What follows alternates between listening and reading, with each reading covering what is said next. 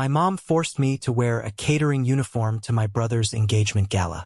"Serve the caviar and don't make eye contact with the rich guests," she commanded.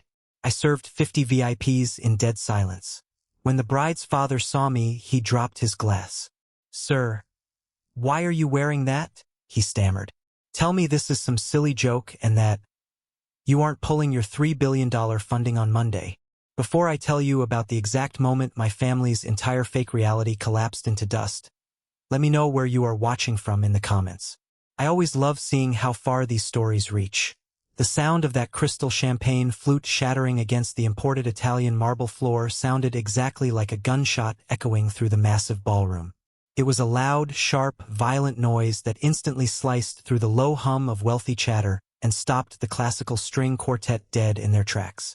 50 of the most powerful politicians, tech executives, and old money socialites on the eastern seaboard turned their heads in absolute, unbroken unison. The silence that followed was heavy and suffocating. It felt exactly like the chilling silence at a funeral right before the casket is lowered into the ground. I stood there, perfectly still, anchoring my feet to the floor. I could feel the scratchy, incredibly cheap polyester of the black catering vest itching terribly against the collar of my neck. In my hands, I held a heavy, ornate silver tray loaded with imported beluga caviar resting on tiny, crisp toast points. I didn't flinch. I didn't look away. I just stared straight into the terrified, pale, completely bloodless face of Desmond Gallagher. Desmond was a titan of the American tech industry. He was a billionaire. He was a man who routinely fired senior executives before he even finished his morning coffee. And right now, in the middle of his own daughter's engagement gala, he was shaking. His hands trembled so violently that he had to reach out and grip the edge of a high-top cocktail table just to keep his knees from buckling beneath him. Out of the corner of my right eye, I saw my mother, Margaret. Her face, usually so carefully pulled and powdered to project an image of effortless wealth, twisted into a mask of pure, unadulterated confusion. She took a hesitant step forward, her expensive designer high heels clicking sharply on the stone floor. She opened her mouth to speak, probably to scold me for dropping something or for bothering the single most important guest in the room. But the words completely died in her throat. She looked like a fish gasping for air. My younger brother, Carter, the supposed guest of honor, the golden child of our family, stood a few feet away. He was holding a glass of terribly expensive bourbon, and his signature arrogant smirk was entirely melting away into a puddle of pathetic, wide-eyed confusion. He looked frantically at Desmond, his future father-in-law, and then he looked directly at me, the older brother he had just ordered to fetch him a fresh drink like I was a piece of disposable garbage. "Desmond, is everything all right?" My mother finally managed to choke out. Her voice pitched up awkwardly, desperately trying to maintain the flawless, high-society facade she had spent decades meticulously building. "Is this server bothering you? I can have him removed by security immediately." Desmond didn't even look at her. He didn't acknowledge her existence. His eyes were completely glued to my face, panic radiating in waves from every pore of his body.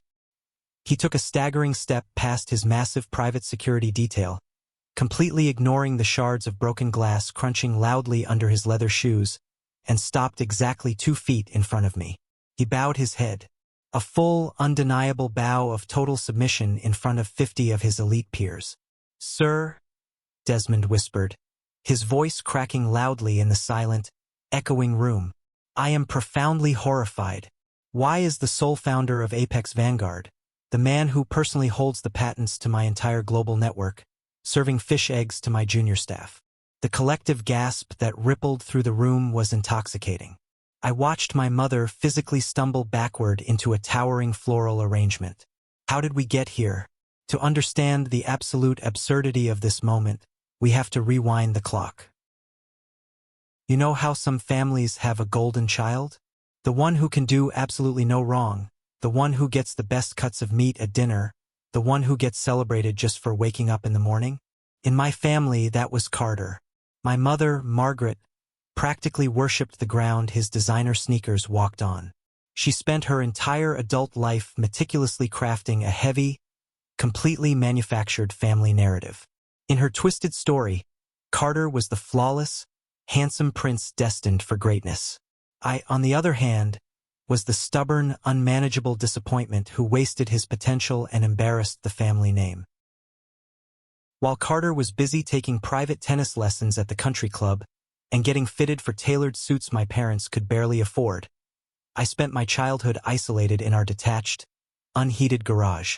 It was freezing in the winter and sweltering in the summer, but it was my sanctuary.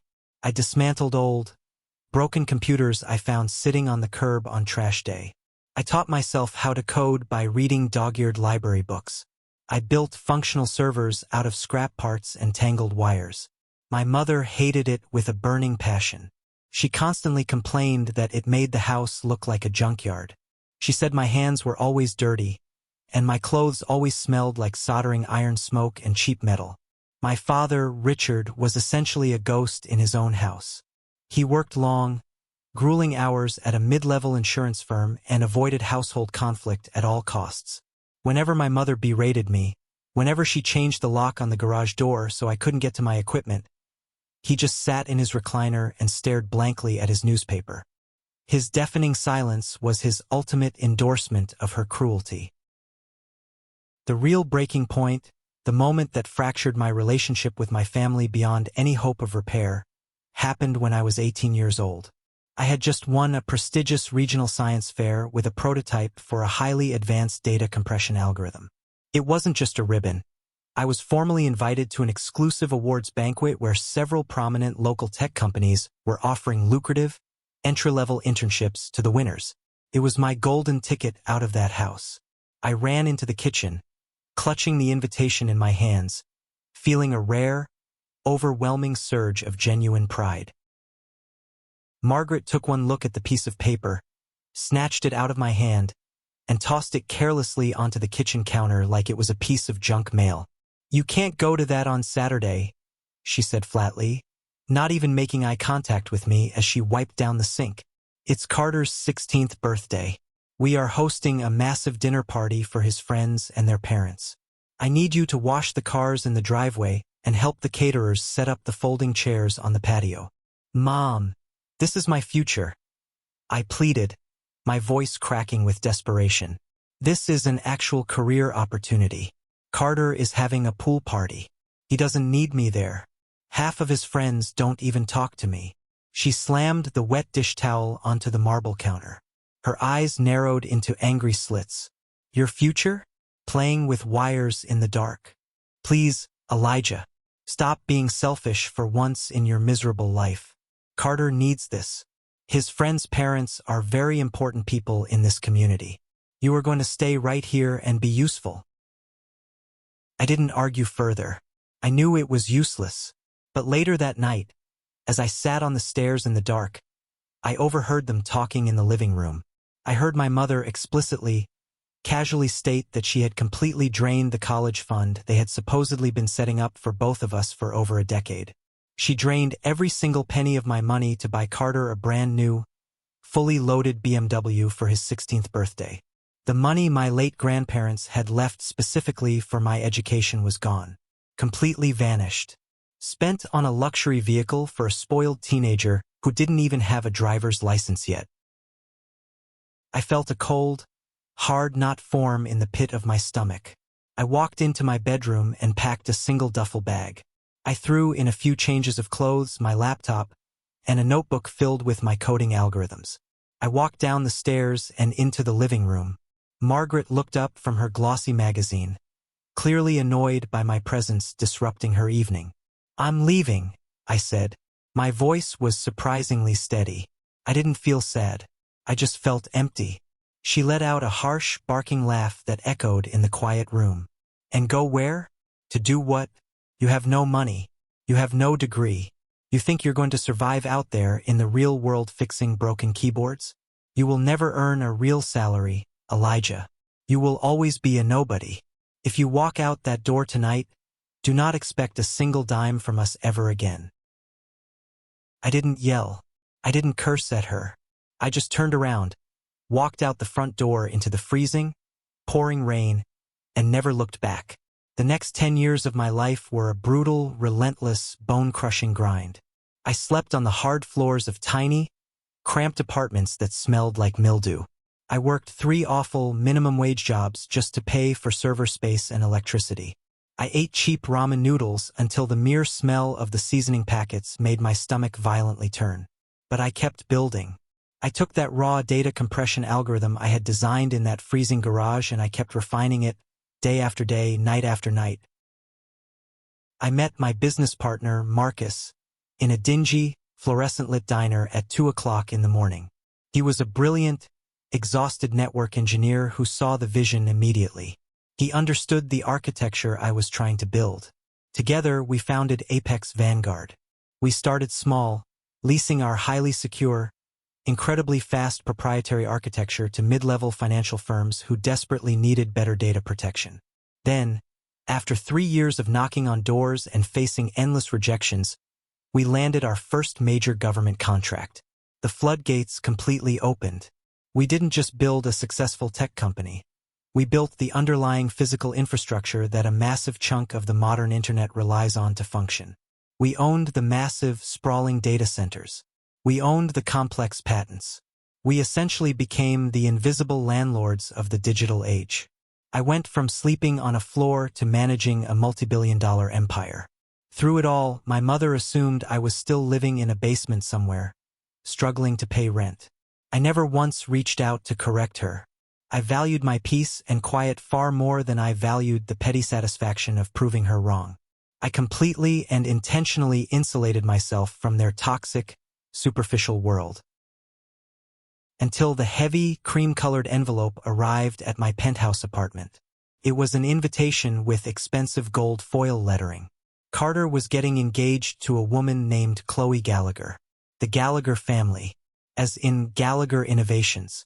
I sat in my massive corner office at Apex Vanguard headquarters, holding the invitation in my hand. My lead corporate lawyer had just left my office less than an hour prior. He had dropped off a massive, intimidating stack of highly confidential legal documents on my mahogany desk. Gallagher Innovations, the historically legendary firm founded by the great Desmond Gallagher, had recently suffered a catastrophic market collapse. Their stock was in an absolute freefall due to a series of disastrous investments. The only thing standing between Desmond and total, humiliating corporate bankruptcy was a friendly $3 billion buyout. A buyout that my company, Apex Vanguard, was fully financing. A buyout that I, Elijah, the family disappointment, was personally scheduled to sign and authorize on Monday morning at 9 o'clock sharp. My family, completely and utterly ignorant of the massive, sweeping corporate warfare happening in the background of their pathetic social climbing, was aggressively trying to marry into a family that was currently bleeding to death financially. Margaret and Carter thought they had successfully trapped a clueless billionaire heir to secure their own financial supremacy and a massive future inheritance. They had absolutely no idea they were enthusiastically chaining themselves to a rapidly sinking ship. As I stared at the invitation, my private office phone rang. It was Aunt Sarah, my mother's younger sister. She was the family gossip, a deeply bitter woman who thrived on drama and disguised her vicious malice as genuine familial concern. "Elijah, sweetie, did you get the beautiful invitation?" Her nasally, irritating voice grated through the speakerphone. "I did, Sarah," I replied, leaning back in my leather chair. "Oh, it's going to be the social event of the entire decade," she bragged, her voice dripping with condescension. "The Gallaghers are practically American royalty. Carter did so incredibly well for himself. Your mother is just over the moon. She actually told me she hopes you don't come and ruin the aesthetic of the photos with your cheap clothes. But I told her, Margaret, he's still blood, even if he's struggling. You really should come, Elijah. See how the other half lives. It might actually motivate you to get a real job with a decent salary." I looked out the floor-to-ceiling windows of my office, watching the city traffic move like tiny ants hundreds of feet below me. A brilliant, highly destructive, and perfectly poetic realization formed in my mind. "I'll be there, Sarah," I said calmly, letting a small smile touch my lips. I wouldn't miss it for the world. I decided right then and there that I was going to attend this gala. Not as a loving brother, not as a supportive guest, but as an auditor. I needed to see exactly how Desmond Gallagher operated under extreme social pressure, and more importantly, I needed to see exactly what kind of parasites were actively attempting to attach themselves to his remaining assets. It was the ultimate, unavoidable stress test. The engagement gala was held at a sprawling, historic oceanfront estate in Newport, Rhode Island. It was the exact kind of property that screamed generational wealth and old money. It had massive wrought iron gates, perfectly manicured, towering hedges, and a long, sweeping gravel driveway that was currently lined with dozens of expensive European sports cars. I flew in on my private Gulfstream jet early that afternoon. My private security team had a custom armored black Rolls-Royce Cullinan waiting for me on the private tarmac, its engine purring quietly. But as I walked down the steps of the plane, I stopped. I told my lead driver to take the Cullinan to the hotel and stay there. Instead, I walked over to the standard airport rental counter and paid in cash for a completely ordinary, slightly dented mid-size sedan. I drove it myself. I knew exactly what would happen if I pulled up to that Newport estate in a $500,000 armored vehicle with a security detail. It would instantly trigger a massive, uncontrollable psychological meltdown from my mother. She would spend the entire night frantically trying to figure out who I rented it from or who I was trying to scam, and I needed her completely off guard. I needed her to believe the exact narrative she had written for me. I parked the cheap, dusty rental car near the very back of the sprawling lot, intentionally nestling it between a line of dirty catering vans and staff vehicles. I stepped out into the cool ocean air, adjusting the cuffs of my bespoke Italian silk suit. It was a dark, rich charcoal gray, tailored to absolute perfection, completely devoid of any flashy logos but undeniably expensive to anyone who understood quality. I pulled a long, heavy wool trench coat over it to block the sharp coastal wind, effectively hiding the suit entirely from view. I walked up the wide, sweeping stone steps and pushed through the heavy, intricately carved front doors. The grand foyer of the estate was truly breathtaking. Massive crystal chandeliers hung from the high vaulted ceilings, casting a warm, glittering glow over the imported marble floors. Highly trained waitstaff moved silently through the crowd, carrying silver trays of expensive champagne. The low, sophisticated hum of classical music mixed seamlessly with the polite chatter of the wealthy guests. I barely made it 3 steps inside the foyer before she found me. Margaret materialized out of the dense crowd like a shark that had just smelled blood in the water. She wore a shimmering, overly embellished designer gown that probably cost more than most people make in a year. Her eyes locked onto my face, and I immediately saw the flash of absolute, unadulterated panic completely take over her features. She didn't say hello. She didn't offer a hug. She closed the distance between us in 3 rapid steps, her manicured fingers shooting out and digging painfully into my bicep like a vice grip. "What in God's name are you doing here?" she hissed through a terrifyingly fake, tight-lipped smile, nodding politely to a passing couple as she dug her nails deeper into my arm. "I received an invitation, Margaret," I replied smoothly, keeping my voice perfectly level and not resisting as she violently dragged me away from the bright lights of the main entrance. She pulled me down a long, dimly lit, carpeted hallway away from the main party and violently shoved me into a vacant cloakroom. It was a dark, cramped space filled with hundreds of expensive winter coats, smelling strongly of mothballs and heavy, expensive perfume. She slammed the heavy wooden door shut behind us, locking us in the dim, claustrophobic light. "You cannot be here," she spat, her chest heaving with severe anxiety. "Preston's family controls half of the global communications infrastructure. The governor of the state is currently drinking champagne in the back garden.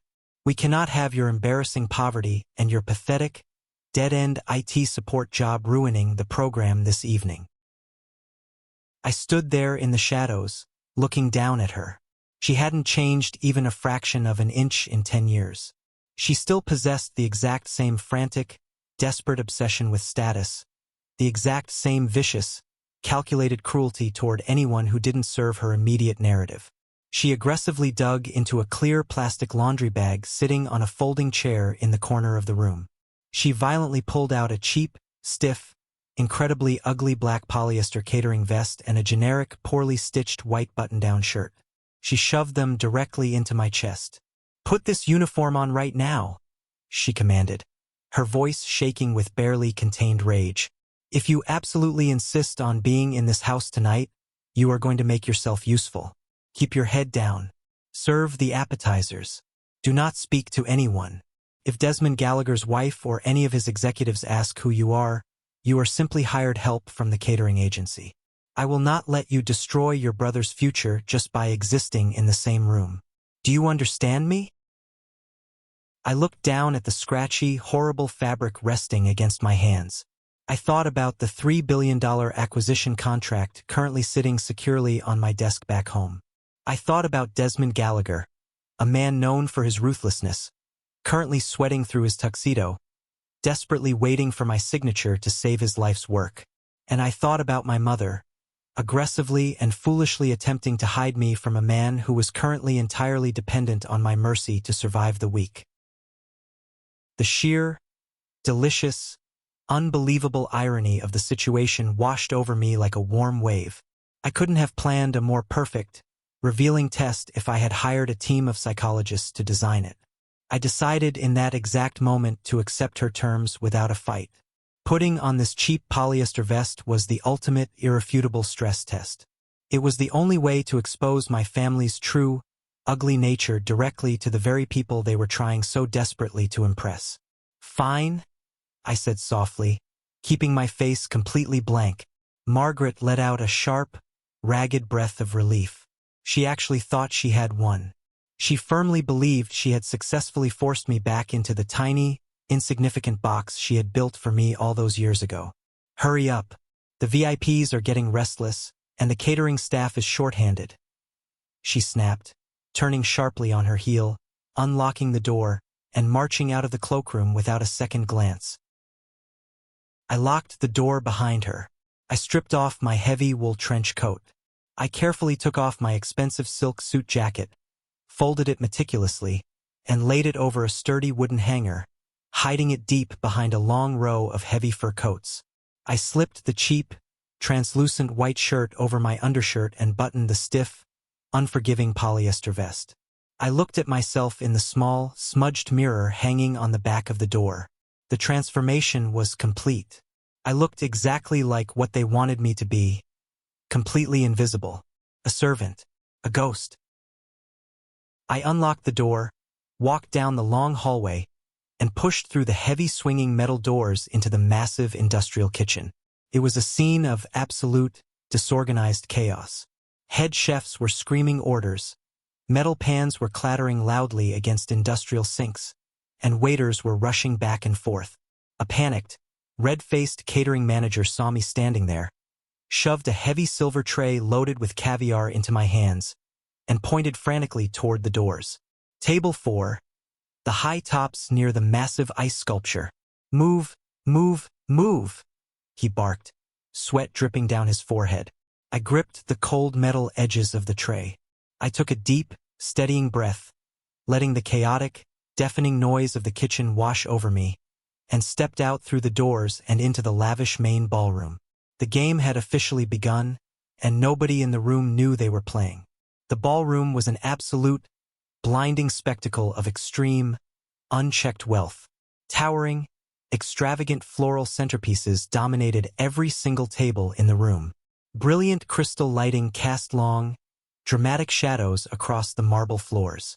I spent the next 90 minutes circulating through the dense crowd in absolute, disciplined dead silence. It was deeply fascinating to experience the world from this specific perspective. When you wear the cheap uniform of the working class in a room packed full of arrogant billionaires and politicians, you become completely invisible. You lose your humanity in their eyes. You are simply a piece of moving furniture that dispenses expensive snacks. I walked past tight groups of powerful executives actively discussing hostile takeovers, impending corporate lawsuits, and massive layoffs. I overheard a prominent state politician aggressively arguing with his lawyer on his cell phone about a messy, highly publicized divorce and a bitter custody battle. Nobody lowered their voice when I approached with the tray. Nobody stopped their sensitive conversations. They looked right through me like I was made of glass. I slowly navigated my way toward the grand, sweeping staircase. My brother, Carter, stood at the very center of a large, boisterous group of wealthy friends. He was radiating the unearned, obnoxious arrogance of a man entirely comfortable spending money he did not actually earn. He was holding court, loudly boasting about his upcoming month-long honeymoon in Monaco and a massive, fabricated promotion he claimed to have just secured at a top-tier venture capital firm. I knew for an absolute fact he hadn't worked a real, honest day in his entire life. Standing a few feet away from him, completely isolated despite being in a crowd, was Chloe, his newly minted fiancée. She wore a custom, incredibly intricate couture gown that looked heavy, stiff, and deeply restrictive. While Carter laughed loudly, throwing his head back and commanding attention, Chloe looked utterly miserable. She stared down at the massive, gaudy diamond ring on her finger with an expression of profound, soul-crushing exhaustion. She looked exactly like a prisoner who had just been handed a life sentence without the possibility of parole. That was an incredibly interesting detail. She wasn't an eager, gold-digging participant in this social climb. She was a helpless bargaining chip her father was utilizing to secure an alliance and project an image of stability. Across the sprawling room, standing casually near the main mahogany bar, I locked eyes with Marcus, my chief operating officer, my closest friend. He was wearing a stunning, custom-tailored tuxedo, holding a glass of expensive scotch, effortlessly blending in with the elite guests. I had specifically invited him to come observe the evening. When he saw me carrying the heavy silver tray while wearing the cheap polyester vest, his eyes widened slightly in surprise, and then a slow, knowing smirk played at the corners of his mouth. He subtly raised his crystal glass to me, silently acknowledging the brilliant, devastating trap I was currently setting. I continued my slow rounds. I walked directly past Carter's table. As I moved by, Carter actually raised his hand and snapped his fingers aggressively, directly at my face. The sharp, demanding snap, snap, sound cut cleanly through the ambient noise of the string quartet. He pointed a manicured finger to an empty, lipstick-stained cocktail glass sitting on a high-top table. "Clear this trash away, staff, and bring me another double bourbon," Carter demanded, his voice dripping with entitlement. He didn't even look up at my face. He looked directly at my chest, right where a plastic name tag would normally be pinned. Julian, a loudmouthed, obnoxious tech bro friend of Carter's, laughed loudly. "Make sure you don't water it down this time, pal. We actually tip well here if you do your job right." I stopped dead in my tracks. My jaw tightened so hard my teeth ached. I could feel Margaret watching the entire humiliating interaction from across the room. She shot me a terrifying, wide-eyed glare, silently and aggressively commanding me to obey him without a single second of hesitation. I didn't say a word. I smoothly picked up his dirty glass, placed it carefully onto my silver tray, and walked back toward the kitchen doors. I wasn't bothered by his profound disrespect. I was simply gathering vital data. I was patiently counting down the minutes until the architect of the Gallagher dynasty finally walked through the front doors. The heavy mahogany doors of the main ballroom swung open violently, precisely at 8:15 p.m. The underlying ambient noise of the party immediately died down to a hushed whisper. The string quartet stopped playing mid-note. Desmond Gallagher finally stepped into the room. He commanded total, undeniable authority. He was surrounded by a tight, protective cluster of his senior executive team and two massive, highly trained private security contractors. But despite the imposing, intimidating entourage, Desmond looked incredibly, deeply exhausted. His sharp, usually handsome features were heavily weighed down by the intense, crushing stress of his rapidly failing company. His skin was pale, almost gray. He carried the heavy, undeniable aura of a man walking slowly to his own execution. Margaret instantly abandoned her conversation with the governor's wife. She slapped on a terrifyingly wide, incredibly fake smile and practically sprinted across the polished marble floor to greet him. She grabbed my father, Richard, by the arm, violently dragging him along behind her like a prop. Carter quickly puffed out his chest, stepping forward confidently to shake his future father-in-law's hand, loudly and obnoxiously welcoming him to the celebration. I stood completely still near a towering ice sculpture of a swan, holding my tray of caviar, watching the sickening, pathetic display of sycophantic groveling unfold. Margaret was practically vibrating with desperate, nervous excitement. She talked rapidly at Desmond, endlessly and inappropriately complimenting his massive real estate holdings, aggressively attempting to solidify her new, fragile position among the ultra-elite. Desmond offered her a polite, entirely hollow nod. He accepted a crystal flute of champagne from a passing waiter without looking at him. His dark eyes scanned the massive room with the distinct, undeniable impatience of a man who possessed far more important, life-altering things to worry about than a suburban engagement gala. He looked like he wanted to be anywhere else on planet Earth. This was the exact moment.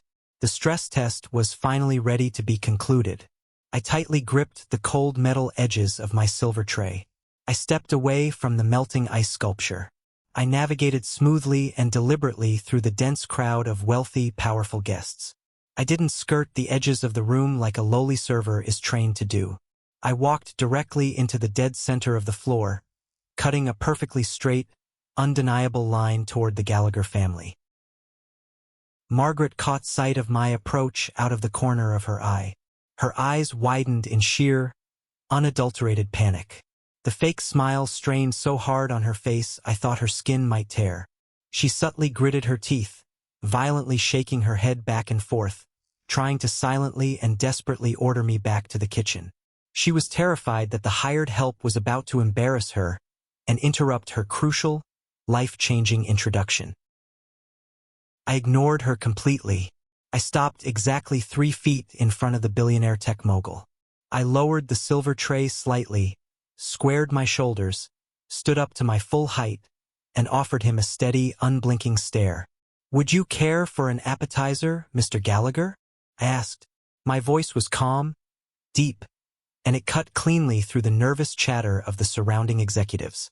Desmond glanced down at the tray, visibly annoyed by the sudden interruption. He opened his mouth, likely to rudely dismiss me.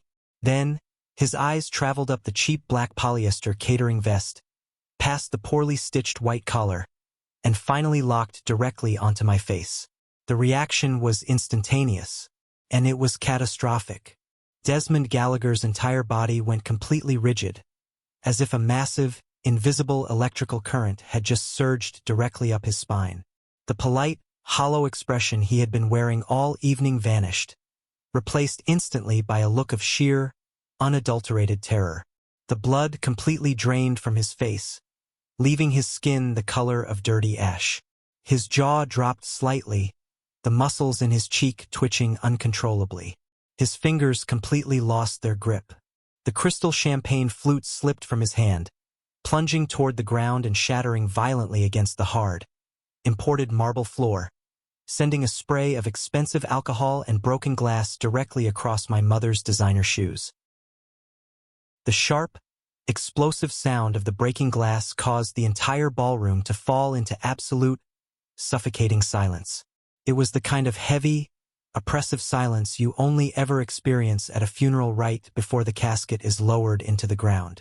The string quartet stopped playing instantly, the cellist literally freezing with his bow suspended in the air.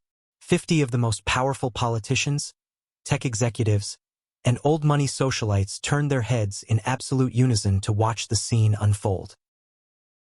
Liam, Desmond's massive lead security contractor, instantly took a step forward.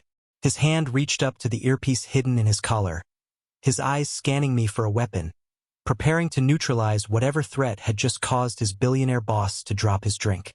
Desmond threw his hand out violently, palm flat, physically blocking his own security guard from moving another inch. "Do not touch him," Desmond commanded, his voice shaking. Desmond completely ignored the puddle of champagne soaking into his tailored trousers. He violently shoved past his own security detail, stepped directly into the small space between me and the melting ice sculpture, and bowed his head. It was not a polite high society nod. It was a deep, undeniable display of absolute, terrifying submission in front of half the state's elite. "Sir," Desmond stammered, his voice trembling with genuine, unfiltered dread as he looked at the cheap, scratchy catering uniform covering my shoulders. "I am profoundly horrified. I do not understand what is happening here." Out of the corner of my eye, I saw my mother let out a high-pitched, incredibly violent gasp of absolute terror. She physically stumbled backward, her hip crashing hard into a high-top cocktail table. The table wobbled, spilling a martini onto the floor. Her brain completely and utterly failed to process the words leaving the billionaire's mouth. Desmond did not even look at her. He kept his eyes locked firmly on mine, pure panic radiating from him. "Sir," Desmond continued, his voice rising in volume, echoing off the high, vaulted ceiling so every single person in the room could hear him. "Why is the sole founder and CEO of Apex Vanguard, the man who personally holds the proprietary patents to my entire global network, and the billionaire who is exclusively financing the $3 billion acquisition of my firm on Monday morning, currently serving fish eggs to my junior staff?" A collective, massive gasp ripped through the crowd of VIP guests. The whispers started immediately, buzzing like a hive of angry hornets. My mother's face twisted into a mask of pure, paralyzing horror. Her meticulously maintained, decades-long facade of superiority shattered into a million irreparable pieces in a fraction of a second. She stared at me, the son she had spent her entire life hiding, belittling, and mocking, as if I had just grown a second head. "Mr. Gallagher," my mother choked out. She took a frantic step forward, inserting herself into the space. Her voice was desperate, shrill, and completely devoid of its usual arrogant confidence. "Mr. Gallagher, please, you must be mistaken. You are confused by the lighting. This is Elijah. He is my son. He is a nobody. He fixes computers in a basement. He is just helping out the catering staff tonight because he needs the extra money. He is not a CEO. He is not a billionaire." Desmond slowly turned his head to look at my mother. The sheer, overwhelming disgust on his face was a magnificent thing to witness. He looked at her like she was a piece of rotting garbage that had somehow washed up onto his pristine beach. "Shut your mouth," Desmond ordered. He didn't yell. His voice was low, lethal, and dripping with venom. "Do not speak to me again, you spectacular idiot. The man holding that silver tray literally owns the physical servers that process every single financial transaction your family relies on. He built an empire from absolute scratch while you were busy playing dress-up in rented ball gowns." Carter, my golden child brother, finally stepped forward. His face was flushed bright red with a mixture of profound embarrassment and lingering, unearned arrogance. He still couldn't grasp the reality of the situation. He was too deeply entrenched in his own lifelong delusion of superiority. "Desmond, with all due respect, my mother is right," Carter said, trying to puff out his chest and project authority, failing miserably. "Elijah is a college dropout. He doesn't own any tech company. He's a liar and a manipulator. I don't know what kind of scam he's trying to run here, but I will have security throw him out right now. Liam, grab him and toss him out." Desmond spun around and took a fast, aggressive step toward Carter, entirely abandoning his sophisticated public persona. He looked like he wanted to physically strangle my brother right there on the marble floor. "If your security guard so much as breathes on him, I will personally ensure you spend the rest of your pathetic life working a minimum wage salary cleaning out storm drains," Desmond roared, his voice cracking like a whip across the silent ballroom. "You arrogant, sheltered, useless fool. You are currently entirely dependent on his goodwill to maintain your pathetic, comfortable existence. If he decides to pull his funding on Monday morning because of your profound disrespect, my company collapses entirely. And any future inheritance you thought you were marrying into vanishes into thin air. You will have absolutely nothing. Carter's mouth opened and closed silently, like a fish out of water. The reality finally, brutally hit him. The color completely drained from his face, leaving him looking sick, small, and utterly defenseless. He looked down at the empty bourbon glass I had cleared for him just 10 minutes earlier, realizing the magnitude of his mistake. Desmond turned back to me, his hands actually clasped together tightly in front of him, silently pleading. Please, sir, I beg you, tell me this is some kind of elaborate corporate test. Tell me you aren't pulling your funding. If my son's new family has somehow disrespected you by forcing you into this humiliating uniform, I will cancel this engagement immediately. I will strip Carter of his position. I will do whatever it takes. Just tell me the buyout is still moving forward. I calmly placed the heavy silver tray of caviar down onto the nearest marble table. I was entirely unbothered by the absolute, hysterical chaos erupting around me. I maintained the exact same cold, analytical authority I utilize every single day in the boardroom when negotiating hostile takeovers. It is not a bizarre test regarding your firm's financials, Desmond, I replied, projecting my voice clearly so every single wealthy guest, politician, and executive in the room could hear the absolute truth. Your company's financial audits are solid. The numbers make sense. The buyout will proceed entirely as planned on Monday morning. Desmond let out a massive, shuddering breath of relief. His shoulders slumped forward as the crushing weight of impending bankruptcy finally lifted off his chest.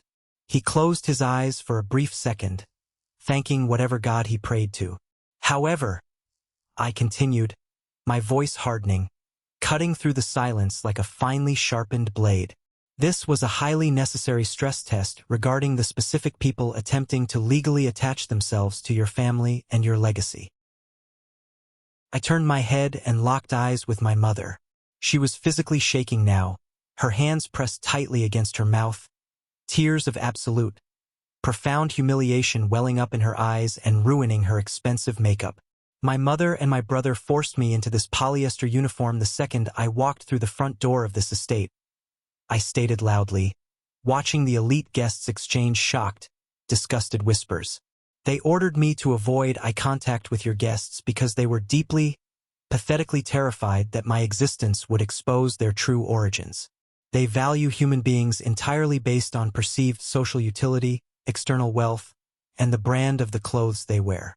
I stepped closer to Margaret, looking down at her trembling frame. The height difference felt massive in that moment. When I left your house at 18 to build servers in a rented garage, you explicitly told me I would be a failure. You completely cut me out of your lives, assuming I was useless because I could not advance your superficial social standing. I simply allowed you to continue believing that narrative for 10 years because I completely refused to allow parasites to attach themselves to the empire I built with my own hands. The ballroom remained frozen in that suffocating, heavy silence. The guests, people who thrived on corporate ruthlessness and vicious social gossip, were absolutely mesmerized by the ultimate high society disaster unfolding in real time right in front of their eyes. Nobody even reached for their phones. They were too captivated by the sheer destruction taking place. I turned my attention directly to Margaret, who was currently weeping openly into her manicured hands. She was completely and utterly destroyed by the sudden, violent realization that she had spent the last decade aggressively alienating the single most powerful billionaire in the room, all while trying to impress people who now looked at her with blatant, unconcealed disgust. You demanded I make myself useful tonight, Margaret. I noted, my tone entirely devoid of anger, sadness, or vindictiveness. I was simply stating a hard, undeniable fact. I just saved the Gallagher dynasty from legally binding themselves to a family of superficial, manipulative social climbers who would have undoubtedly drained their assets, ruined their public reputation, and driven them into the ground. I would consider that an incredibly useful evening of work. Desmond Gallagher did not hesitate for a single second. He was a ruthless, seasoned corporate survivor who understood exactly how to cut his losses and protect his core assets. He turned toward his future son-in-law. His expression was hard, cold, and entirely unforgiving. "Take that ring off her finger right now," Desmond ordered, pointing a shaking, angry finger directly at Carter. Carter stumbled backward, his eyes wide with sheer panic. He reached out toward Desmond, his hands pleading. "Desmond, please, we love each other. You can't do this. The invitations are out. The press knows. The deposits are paid. This engagement is completely and permanently terminated," Desmond barked, stepping closer to Carter, forcing the younger man to cower backward into a waiter. "You are not marrying into my family. I absolutely refuse to legally attach my hard-earned legacy to individuals who are dumb enough and cruel enough to hand a catering tray to the man who owns the entire underlying infrastructure of our industry. If you argue with me, I will have my lawyers freeze every joint account associated with this wedding tonight, and I will personally ensure you are blacklisted from every venture capital firm on the East Coast. Do you understand me?"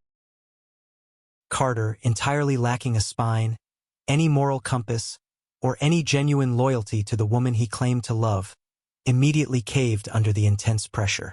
He turned to Chloe, his face pale and sweating profusely, and silently held out his trembling hand, demanding the massive, custom-designed diamond ring back. This was the exact moment that truly exposed the rotten core of the arrangement. Chloe did not burst into hysterical tears. She did not beg Carter to reconsider. She did not profess her undying love or try to save the relationship. Instead, a look of profound, undeniable relief washed over Chloe's face. The heavy, restrictive tension she had been carrying all night completely vanished from her shoulders. She reached down, easily slid the massive diamond off her finger, and dropped it unceremoniously into Carter's shaking palm. It made a small clinking sound as it hit his skin. She didn't say a single word to him. She didn't even look at him. She just turned around, picked up the long train of her heavy couture gown, and walked away from him, disappearing into the crowd of guests without looking back once. It was the most dignified, satisfying exit I had ever witnessed. Carter stood there alone in the center of the room, holding the ring, looking completely pathetic and entirely abandoned by everyone. I reached up to the collar of the cheap, scratchy black polyester catering vest. I unbuttoned it slowly, deliberately, making sure every single person in the room watched me do it. I pulled it off my shoulders, exposing the crisp, incredibly expensive white dress shirt underneath. I dropped the cheap vest directly onto the marble floor, letting it land right in front of Margaret's expensive, trembling designer shoes. "Do not attempt to contact my corporate offices," I instructed my mother, offering her one final, completely detached look. I didn't feel hatred toward her anymore. I just felt an overwhelming sense of nothingness. "Do not show up at my security gates. Do not call my phone. You successfully removed the embarrassment from your social circle tonight. You will never have to worry about looking at me again." I turned my back on my family. I did not wait for an apology, because I knew they were entirely incapable of giving a genuine one. I walked slowly and purposefully across the silent ballroom. The sea of wealthy guests, prominent politicians, and powerful executives immediately parted for me, stepping back to clear a wide, respectful path. Their eyes were wide with a mixture of shock, profound respect, and deep intimidation. I walked out of the massive mahogany doors, past the towering floral arrangements in the grand foyer, and exited through the heavy iron front doors into the crisp, cool ocean air. The valet rushed frantically to bring me my cheap rental car, practically tripping over himself. I tipped him $100 bill, got into the driver's seat, and drove out of the massive iron gates, leaving the burning wreckage of my family's social ambitions far behind me in the rearview mirror.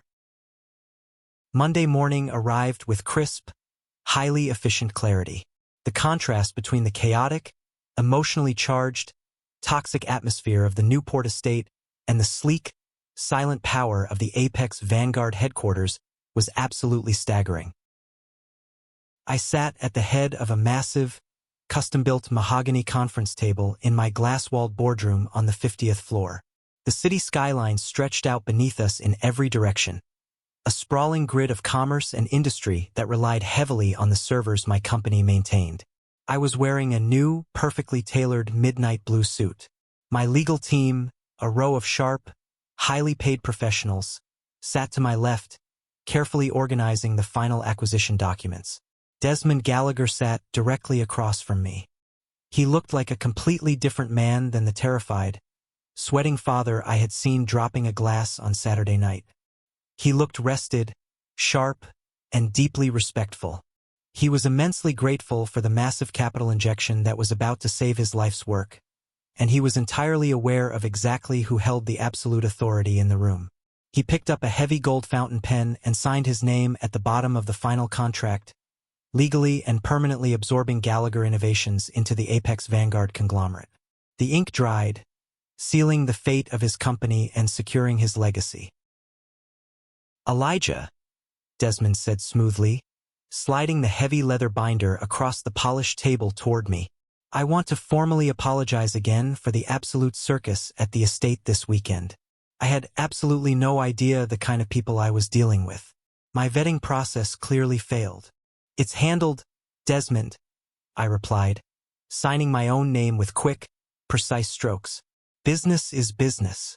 We simply excised the bad debt before it could infect the ledger." And the bad debt had indeed been fully excised. Over the next few weeks, the true, devastating aftermath of Saturday night's disastrous gala trickled back to me through the highly efficient corporate grapevine and a few well-placed private investigators I kept on retainer. My mother's meticulously constructed world completely collapsed, falling apart faster and harder than I could have ever predicted. It turned out that Margaret had not just spent her regular savings on that extravagant engagement party. Desperate to project an image of limitless, generational wealth to the Gallagher family, she had secretly taken out a massive, highly predatory second mortgage on their family home to fund the entire event. She paid for the imported caviar, the towering floral centerpieces, the classical string quartet, the expensive lighting rentals, and the designer clothes entirely on borrowed money. She firmly believed that Carter marrying into a billionaire family would easily cover the massive debt once they had access to his new wealth. When Desmond officially canceled the engagement and publicly blacklisted Carter from his social circles, the creditors immediately came knocking. The bank initiated foreclosure proceedings within the month. My father, Richard, the man who had spent his entire life silently hiding behind his newspaper and avoiding any form of conflict, finally snapped. When he discovered the secret second mortgage and the terrifying mountain of hidden debt Margaret had accumulated just to fuel her fragile ego, he exploded. The massive argument echoed through their entire neighborhood. He packed his bags that same night, moved into a cheap motel near the highway, and immediately filed for a messy, highly contentious divorce.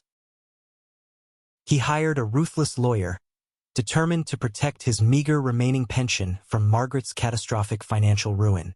The resulting legal battle over custody of their remaining assets was brutal and completely drained whatever small funds they had left.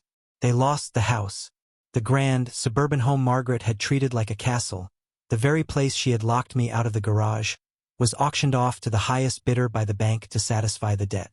Carter, the golden child who had never worked a hard day in his life, found himself completely cut off from his mother's enabling and his father's wallet. With his reputation entirely destroyed in the high society circles he loved, and no actual college degree, work ethic, or marketable skills to fall back on, reality hit him like a runaway freight train. Desmond, acting on a promise he made during his rage at the party, pulled a few strings with his remaining industry contacts. He made sure every reputable firm knew exactly who Carter was and what he was capable of. Desperate for cash to pay rent on a tiny, run-down apartment, Carter was eventually forced to take a job managing inventory at a severely underperforming, non-air-conditioned logistics warehouse on the outskirts of the city. He had to wear a dirty, high-visibility vest and stand on his feet for 10 grueling hours a day, finally learning the harsh, brutal value of an actual minimum wage salary. I heard through a contact that he tried to quit after the very first week, complaining that the work was beneath him, but his landlord threatened eviction, forcing him to walk right back to the warehouse floor. And Aunt Sarah? The woman who had gleefully called my office to mock my supposed poverty and tell me to get a real job? She proved exactly how loyal the people in my mother's circle truly were. The second Margaret lost her money, her house, and her social standing, Sarah turned her back completely. Sarah spent her afternoons having lunch at the country club, loudly and joyfully spreading the entire story of Margaret's spectacular humiliation to anyone who would listen, permanently cementing my mother's status as an absolute social pariah in their community. They were completely exiled by the wealthy peers who had witnessed their downfall.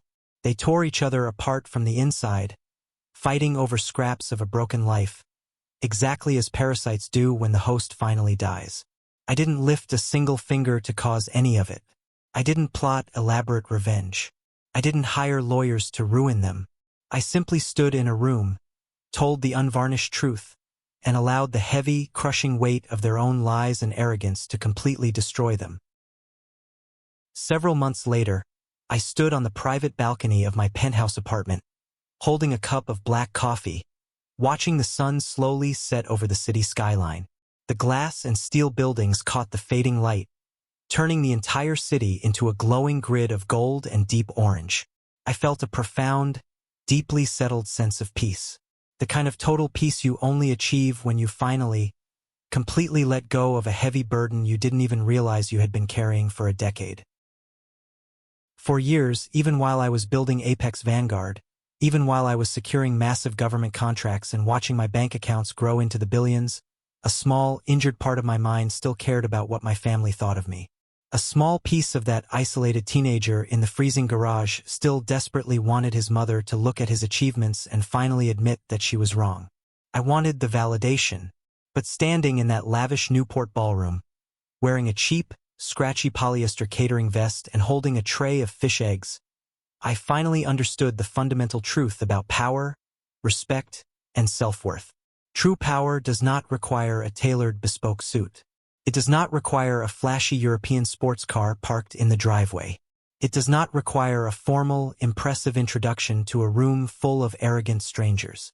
And it certainly does not require the conditional, deeply flawed validation of a family who only loves you when you serve their personal agenda.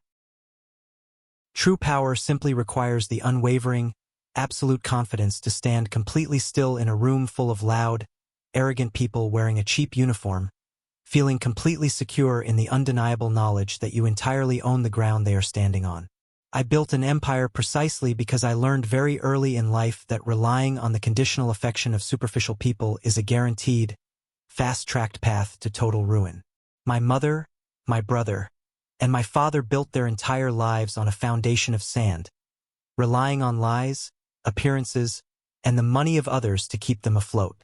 The second a real storm rolled in, the second they faced a real stress test, their foundation washed away, leaving them with absolutely nothing. I built my foundation on stone. I built it in the dark, in the cold, with dirty hands and countless sleepless nights. And because of that, no one can ever take it away from me. Not a demanding mother, not an arrogant brother, and not a room full of billionaires. I don't hate them anymore. Hatred requires a massive amount of energy, and I refuse to spend another ounce of my energy on people who belong firmly in my past. I just don't care. I am entirely free. Thank you for sticking around and listening to my story. It wasn't an easy one to tell, and opening up about family betrayal is always difficult, but putting it out there feels like the final step in closing this chapter of my life. I hope this resonated with you in some way. Have you ever found yourself in a similar situation? Have you ever had to walk away from people who were supposed to support you, just to protect your own peace and build your own life? Tell me about it down below in the comments. I read as many of them as I can. If you made it all the way to this exact moment, I have a small request. Comment the letter W down below. W stands for winner. This is our secret code for the 1% Club. The incredibly small, elite group of amazing people who have the attention span and the empathy to stick with a story until the very end. When I see that W, I know exactly who the real ones are in my community. Please hit that like button if this story brought you some value today, and make sure to follow and subscribe so we can keep sharing these journeys together. Stay strong, Keep building your own foundation, and I will see you in the next one.